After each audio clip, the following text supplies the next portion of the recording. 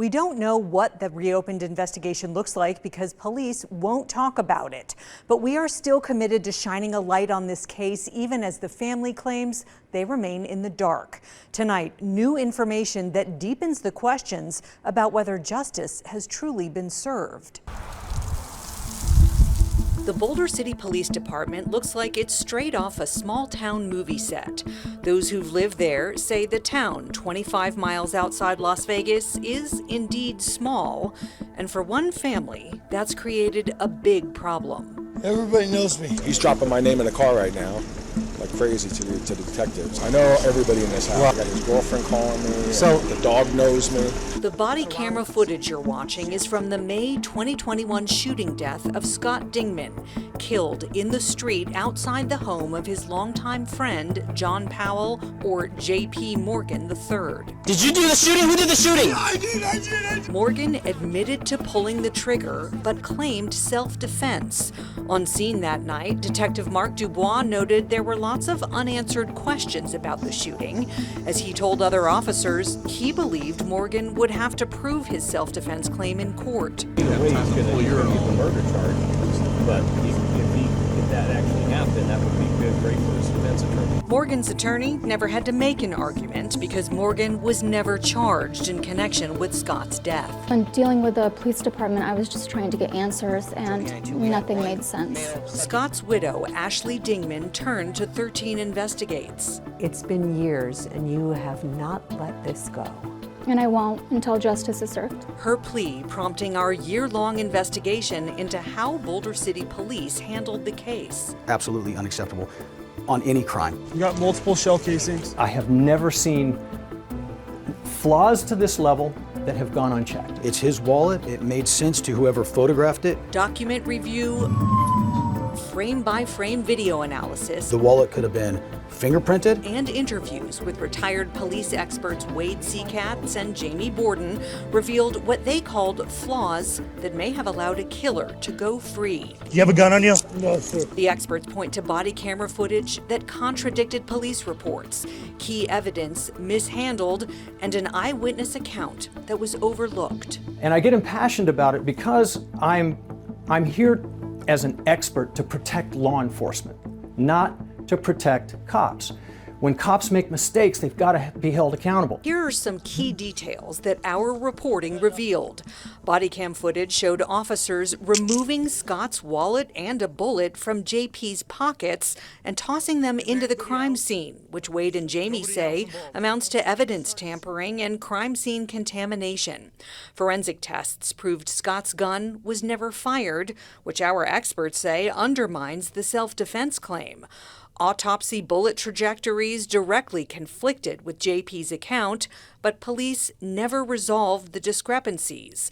And although JP's home security cameras may have shown critical evidence, police never seized the footage. Had all of these mistakes been averted, and the decision was that it was self-defense, that's acceptable.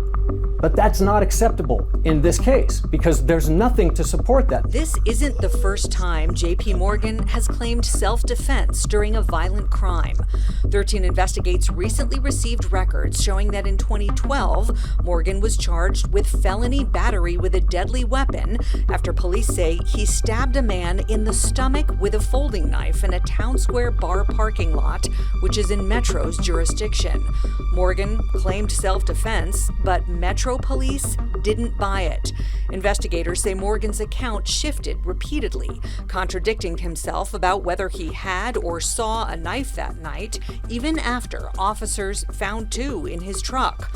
Faced with those inconsistencies, Metro arrested him and he later took a plea deal, admitting to attempted battery causing substantial bodily harm in exchange for probation. Fast forward to Boulder City. Yes, sir. Yes, sir. Records show Morgan again changed his story multiple times after admitting to shooting Scott Dingman to death. But unlike Metro, our experts and police records show Boulder City Police didn't challenge those contradictions, didn't follow up, and Morgan walked free. What level of confidence do you have in this reopened investigation? None at this point.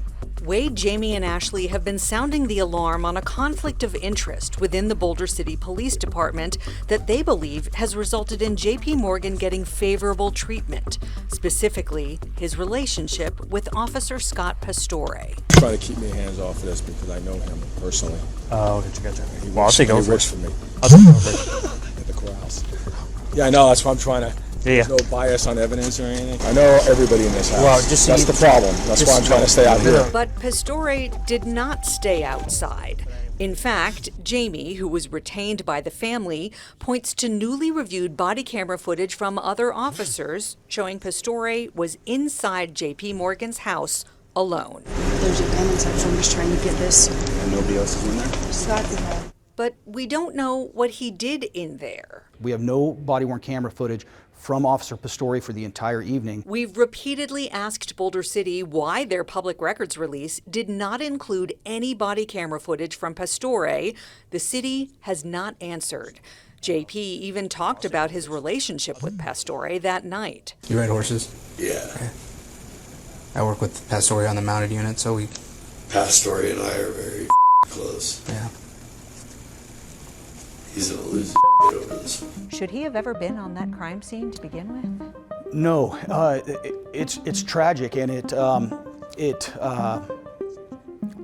should have been addressed immediately. We've recently discovered that JP's relationship with the department goes deeper than Scott Pastore, as evidenced by a conversation our continuing review of body camera footage revealed from the night of Scott's death.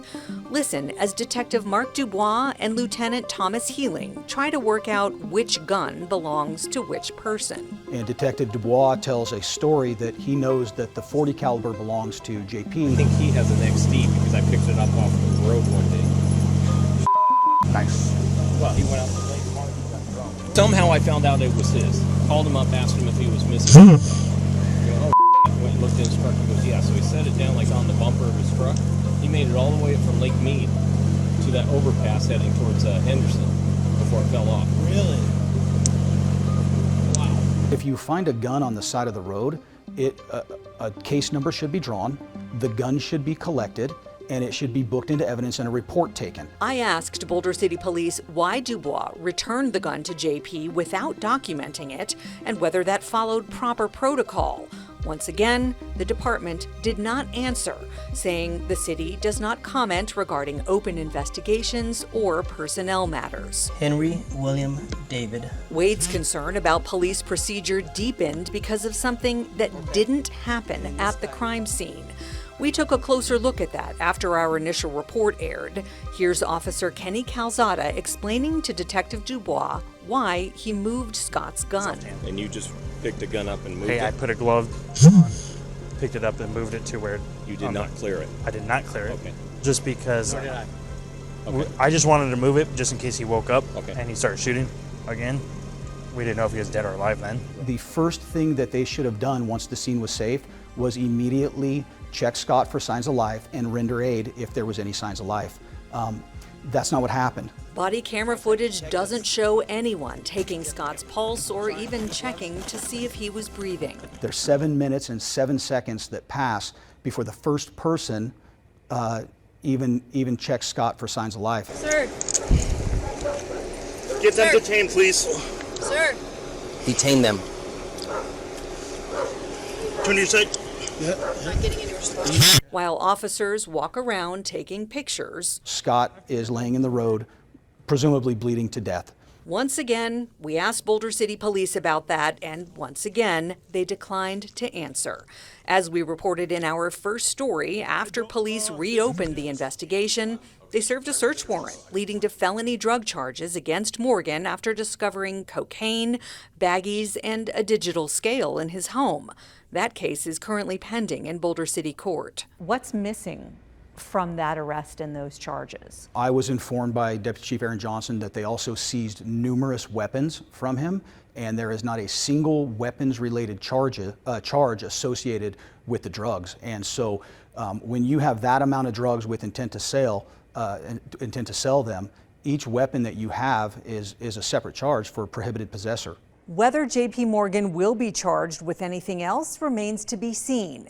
His attorney did not respond to my request for comment for this story, but has previously declined to comment due to the open criminal investigation. The Dingman family has repeatedly asked for the FBI to get involved. I asked the federal agency if they're taking the case, and they said they can neither confirm nor deny the existence of any investigation. We will, of course, continue to bring you any developments. Darcy Spears, 13 Investigates.